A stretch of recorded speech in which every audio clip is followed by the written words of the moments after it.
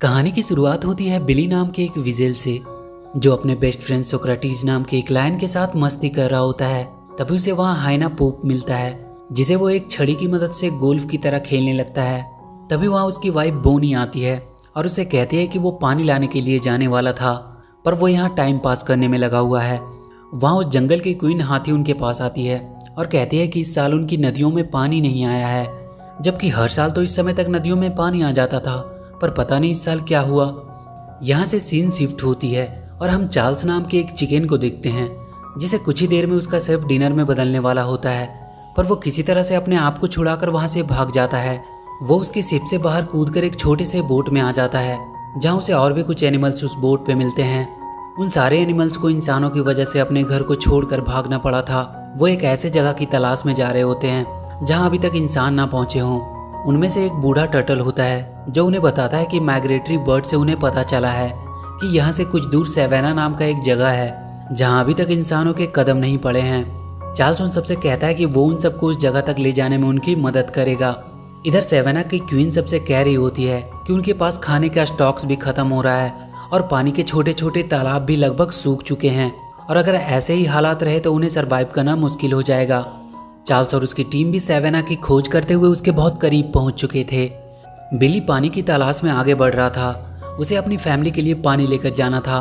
वहीं कुछ दूर पे बफेलो और राइनो का ग्रुप आपस में पहले पानी पीने के लिए लड़ रहे होते हैं। उनकी तरफ ध्यान ना देते हुए बिली सीधा वहां के तालाब से अपने बोतल में पानी भरने लगता है। जब उस पर राइनो और बफेलो की नज़र पड़ती है तो वो गुस्से से उसे घूरते हैं। इधर बिली का बेटा जूनियर अपने दोस्तों के सामने अपने डैड की बहुत तारीफ कर रहा था। तभी वो सब देखते हैं कि बिली पानी को लेकर भागता हुआ आ रहा है और उसके पीछे बफेलो का एक ग्रुप पड़ा हुआ है। जूनियर खुश हो जाता है कि उसके डैड इतने मुसीबतों का सामना करते हुए भी उसके लिए पानी लेकर आ रहे हैं, पर उन बफेलो की वजह से बिली का सारा पानी बह जाता है। जूनियर के दोस्त उसका मजाक उड़ाने लगते हैं। वो बहुत उदास हो जाता है।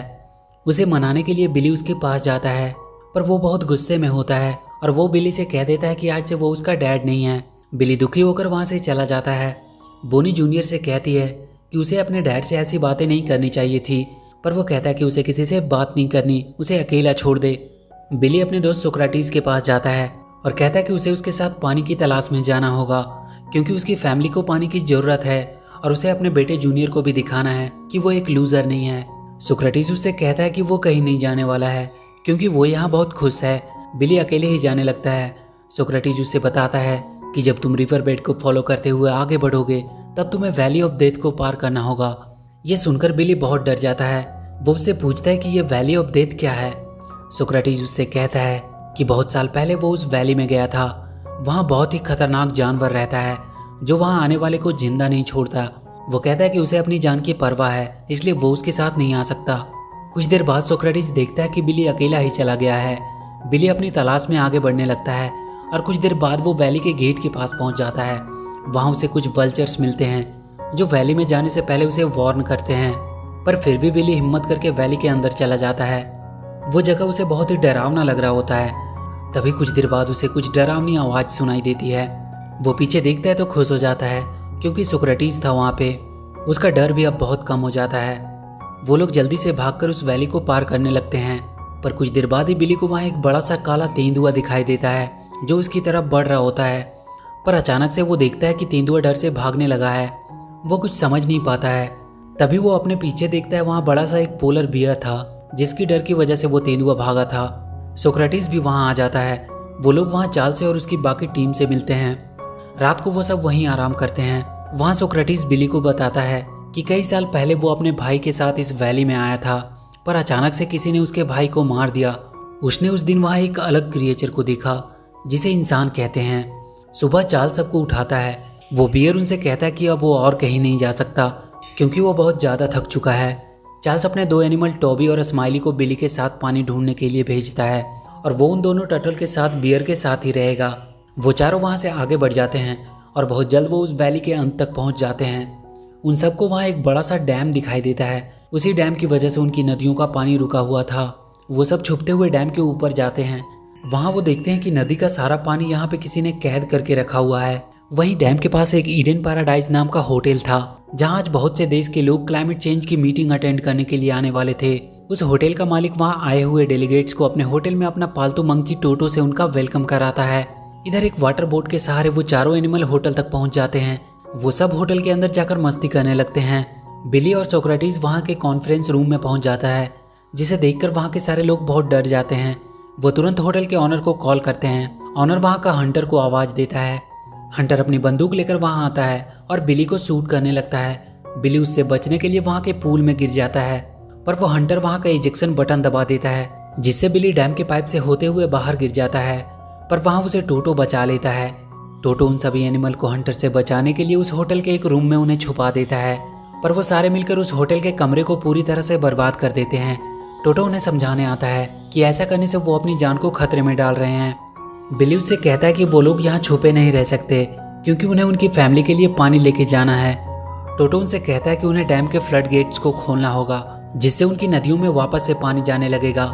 टोटो उन सबको लेकर डैम के मोटर रूम में पहुंचता है।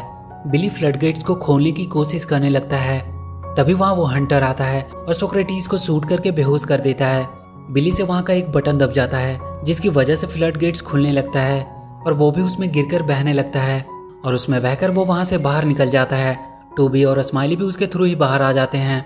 वो हंटर जल्दी से फ्लड गेट को बंद करता है और उन सबको मारने के लिए अपनी जीप लेकर उनके पास पहुंचता है। वो सब भागने लगते हैं। वो अपनी जीप से उनका पीछा कर रहा होता है, पर चार्ल्स उन दोनों टर्टल की मदद से उसकी जीप को पलट देता है। सोक्रेटिस को उन लोगों ने एक पिंजरे में कैद करके रखा हुआ था। वो उसे लास वेगास के किसी जू को बेचने वाले थे। चार्ल्स वहाँ के बाकी सभी एनिमल से कहता है कि उसे सेवेना के सभी एनिमल से जाकर बात करनी चाहिए और उन सबको यहाँ बुलाकर इस डैम को तोड़ देना चाहिए। वो सब वापस से सेवेना जाते हैं और सारे एनिमल्स को इकट्ठा करके बताते हैं कि कैसे इंसानों ने उसके जंगल में आने वाले पानी को डैम में कैद करके रखा हुआ है और अगर अभी उन्होंने कुछ नहीं किया तो वो लोग बहुत जल्द खत्म हो जाएंगे। और अगले दिन हम बहुत से जानवरों के झुंड को डैम की तरफ बढ़ते हुए देखते हैं, पर उनके साथ बफेलो और राइनो का ग्रुप नहीं था, क्योंकि वो उनका साथ देने से मना कर देते हैं। वो सारे एनिमल डैम के करीब पहुंच चुके थे। तभी वो हंटर एक प्लेन में बैठकर वहां आता है। वो उन पर एक मिसाइल दागने वाला होता है, पर तभी वो देखता है कि उसके पीछे टोटो है। वो उसे मारने लगता है और गलती से बटन दबने की वजह से वो मिसाइल वहां के डैम के पाइप के अंदर चली जाती है, पर वो फटती नहीं है। टोटो किसी तरह उस प्लेन को लैंड करवाता है। उस होटल के मालिक का बेटा माया सोक्रेटिस को उसके पिंजरे से आजाद कर देता है और इधर चार्ल्स अपने एनिमल्स को डैम पे अटैक करने को कहता है। सब अपनी पूरी ताकत के साथ डैम को तोड़ने की कोशिश करने लगते हैं। तभी वो देखते हैं कि बफेलो और राइनो की टीम उनकी मदद के लिए आई है। वो सारे उस डैम को तोड़ने लगते हैं। डैम अब थोड़ा सा हिलने लगा था, पर इतना काफी नहीं था। तभी बिली को वहाँ एक हाइना पूप दिखाई देता है। वो तुरंत एक लकड़ी के डंडे से उसे गोल्फ की तरह ही शॉट मारता है और वो सीधा जाकर के डैम के होल में उस मिसाइल को लगती है और वो फट जाती है। डैम अब टूटने लगता है। उसमें से पानी की फुहारें आने लगती है और फाइनली पूरा डैम टूट जाता है। सारे जानवर उसमें बहकर जंगल की तरफ जाने लगते हैं। सोक्रेटिस भी बिली के पास आ चुका था और उस दिन के बाद सेवेना में कभी पानी की कमी नहीं हुई। सारे जानवर वहाँ खुशी खुशी रहने लगे।